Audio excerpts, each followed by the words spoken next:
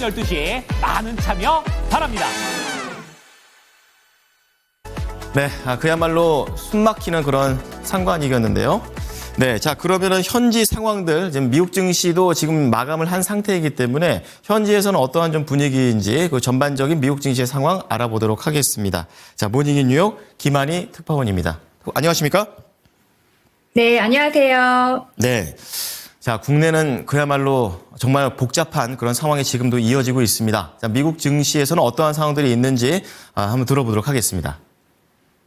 네, 오늘 뉴욕 3대 지수는 보합에 마감했습니다만 윤석열 대통령의 계엄령 선포에 한국 관련 주식 및 펀드는 급격한 변동성을 보였습니다. 뉴욕 증시에 상장된 한국물 ETF가 대표적인데요. 뉴욕 증시에 상장된 MSCI 사우스 코리아 ETF는 1.59% 떨어졌습니다. 장중한 때 7% 가까이 떨어지다 국회에서 계엄령 해제 가결 및 윤석열 대통령이 계엄령을 해제하자 낙폭을 상당히 줄인 겁니다. 이 ETF는 우리나라의 대형주와 중형주로 구성된 모건 스탠리 캐피털 인터내셔널의 지수를 따라 삼성전자와 SK 하이닉스 등 주요 한국 기업에 투자합니다. 캐피털 이코노믹스의 가레스 리더는 한국 비상계엄 선포는 너무나 갑작스러운 소식이라며 한국의 정치 체제가 많은 이들이 생각했던 것만큼 안정적이지 않다는 사실을 상기시켰다면서 현 한국 주식 하락세를 분석했습니다.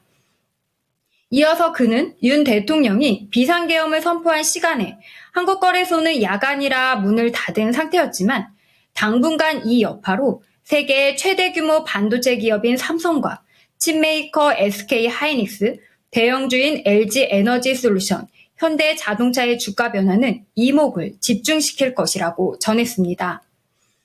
뉴욕 증시에 상장한 쿠팡 주가는 3.74%, 웹툰 엔터테인먼트 주가도 1.03%가량 빠졌습니다. 쿠팡은 장중 9%대까지 떨어졌었는데 낙폭을 상당히 줄이기는 했죠. 두 회사 모두 한국에서 사업을 하는 만큼 리스크가 있다고 본 겁니다. 미국 주식 예탁증서 ADR 형태로 뉴욕 증시에서도 거래되고 있는 다른 국내 주요 기업들도 낙폭을 줄이고는 있지만 여전히 약세를 보이고 있는 상황인데요. 포스코홀딩스 4.3%, KB금융 1.6%, SK텔레콤 1.6%, 우리금융지주 1.4% 하락 등 약세를 면치 못하고 있습니다. 일단 장 초반보다는 낙폭이 상당히 줄어들긴 했지만 한국 정치 불안이 여전한 만큼 변동성은 여전히 지속될 것으로 보입니다. 무엇보다 환율 시장의 변동성이 매우 컸습니다.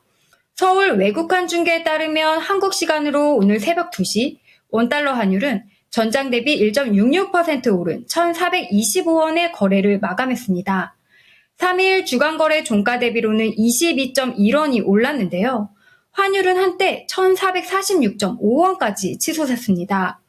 원달러 환율이 1,446원을 돌파한 건 글로벌 금융위기 시기인 2009년 3월 이후 15년 8개월 만에 처음입니다. 다만 뉴욕 차액결제에 선물한 NDF 시장에서는 원달러 환율이 1,418원대에서 움직이고 있습니다. 윤 대통령의 계엄령 해제 소식에 상승폭을 일부 줄인 건데요. 반면 엔화는 강세를 보이고 있습니다. 달러엔 환율은 0.11% 떨어진 149.43엔 정도에 움직이고 있는데요. 아시아 시장에서 한국 외환시장이 불안해지자 안전자산인 엔화로 매수세가 몰린 겁니다. 비트코인의 경우 비상계엄 선포 직전까지 1억 3천만 원대에서 거래됐지만 계엄령 선포 이후 약 30여 분 만에 8,800만 원대까지 급락했습니다. 국내 대표 가상자산 거래소인 업비트와 빗썸 애플리케이션 및 사이트에서는 매수 매도 주문이 체결되지 않는 장애가 발생하기도 했습니다. 네, 말씀을 해 주셨던 대로 계엄령으로 인해서 한번 출렁였던 그런 시장이 되겠습니다. 자, 그런 가운데 이제 외국에서는 외신들은 우리나라의 이런 계엄령에 대해서 어떻게 지금 현재 판단을 하고 있는지 이러한 시각도 필요해 보이는데요. 현지 분위기는 어떻습니까? 네, 먼저 미국 정부는 윤석열 대통령의 비상계엄 선포를 한국으로부터 사전에 통보받지 못했다고 밝혔습니다. 백악관 국가안전보장회의 대변인은 계엄 선포와 관련해 미국은 비상계엄 선포를 사전에 통지받지 못했다고 밝혔는데요.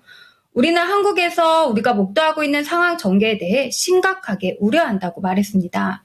또한 대변인은 미국 행정부는 한국 정부와 연락을 취하고 있으며 사태에 대해 더 파악해 나가면서 상황을 긴밀히 모니터링하고 있다고 덧붙였습니다. 바이든 대통령은 이날 앙골라에서 기자들의 한국 상황 관련 질문에 막 브리핑을 받았다면서 밤사이 상황에 대해 자세한 내용을 보고받지는 못했다고 수행 중인 백악관 풀기자단이 전했습니다.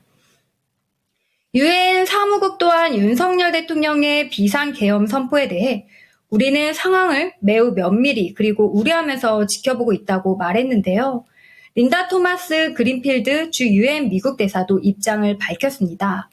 한국은 가까운 동맹국이자 파트너라며 우리는 한국의 정치적 상황이 가능한 한 빨리 해결되기를 원한다며 현지 상황을 매우 면밀히 주시하고 우려하고 있다고 했습니다. EU와 영국도 윤 대통령의 비상계엄 선포에 대해 상황을 면밀히 예의주시하고 있는데요. 일단 해외 각국은 한국 상황이 빨리 해결되길 원한다면서 다만 국내 정치 상황에 개입하기는 어렵고 상황이 급변할 수 있을지 주목하는 분위기로 보입니다. 전 세계 모든 외신에서 헤드라인은 한국의 계엄령 선포 뉴스가 메인을 장식하고 있습니다. 1980년대 이후 민주주의가 정착된 한국에서 이례적으로 계엄령이 선포되자 외신들도 상당히 주목하고 있는 상황이죠. 새벽 긴급담화를 통해 전날 선포된 비상계엄을 국회 요구를 수용해 해제한다고 밝히면서 외신도 이 소식을 일제히 긴급 타점하며 비중 있게 보도했습니다. 미국 언론은 홈페이지 헤드라인을 윤 대통령의 계엄 선포 소식으로 채우며 한국 상황을 실시간으로 전했는데요. 특히 한국의 계엄 선포를 민주주의 후퇴로 지적하면서 미국이 민주국가의 모범 사례로 일컬어온 핵심 동맹인 한국에 의존할 수 있을지를 놓고 어려운 상황에 놓였다고 평가했습니다. 월스트리트 저널은 윤석열 한국 대통령의 계엄령 선포는 중대한 정치적 실수라고 지적했습니다. 특히 한국이 인도와 태평양 지역에서 미국의 핵심 동맹이란 점에서 워싱턴의 외교 안보에 미칠 영향에 주목했습니다. 오늘 뉴욕 증시에서는 S&P 500과 나스닥 지수가 사상 최고 기록을 다시 갈아치웠는데요. 메타는 $600를 돌파하며 사상 최고 기록을 새로 썼습니다. 이런 상황에서 내일 뉴욕 증시를 좌우할 경제 지표와 연준 위원들 발언 이어질 텐데요. 먼저 경제 지표로는 11월 ADP 민간 고용 보고서, 11월 S&P 글로벌 서비스업, 11월 ISM 서비스업 PMI, 10월 공장재 수주가 발표되고요. 연준 베이지북과 제롬 파월 연준 의장 대담을 참석합니다. 네. 자, 외국 투자자들이 국내 증시에 대한 이런 걱정 더 커지지 않았을까 이런 생각을 해서 좀 우려가 됩니다. 네, 오늘 내용들 자세하게 잘 들었습니다. 감사합니다. 네, 감사합니다. 네, 지금까지 모닝인 뉴욕이었습니다.